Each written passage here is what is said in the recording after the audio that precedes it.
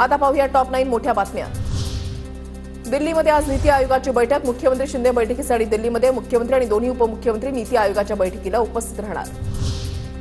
राज्यपाल नियुक्त आमदार देताना भाजपची नवी रणनीती। भाजपचा आमदार नसलेल्या जिल्ह्यामध्ये निष्ठावंतांना संधी मिळणार, सूत्रांची माहिती। पालघर, रत्नागिरी, कोल्हापूरमध्ये भाजपचा आमदार नाही। उद्धव ठाकरेंच्या वाढदिवसाच्या निमित्तानं मातोश्रीबाहेर आकर्षक फुलांची सजावट, परिसरामध्ये जोरदार बॅनरबाजी। गणेशोत्सवानिमित्त कोकणामध्ये जाणाऱ्या भाविकांसाठी पश्चिम आणि कोकण रेल्वेकडून विशेष गाड्या। या गाड्यांचं उद्यापासून तिकीट आरक्षण सुरू होणार।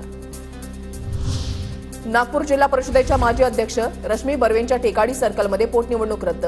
नव्या उमेदवाराला 6 महिन्यांपेक्षा कमी कार्यकाळ मिळणार असल्यानं पोटनिवडणूक रद्द।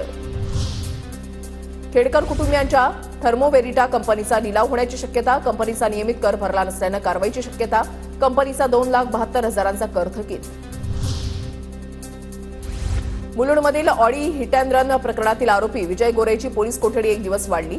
अपघाताच्या वेळेला कारमध्ये आणखी 4 तरुण होते। पोलिसांची कोर्टात माहिती, 4ही तरुणांचा शोध सुरू। मनोरमा खेडकरच्या जामीन अर्जावर सोमवारी सुनावणी। मुळशी तालुक्यामधल्या शेतकऱ्याला धमकावल्याप्रकरणी मनोरमा खेडकरवर गुन्हा दाखल। राजगड तालुक्यामधल्या शासकीय अधिकाऱ्यांसोबत आमदार संग्राम थोपटेंनी घेतली बैठक। कामचुकार अधिकाऱ्यांची थोपटेंकडून कान उघडणी।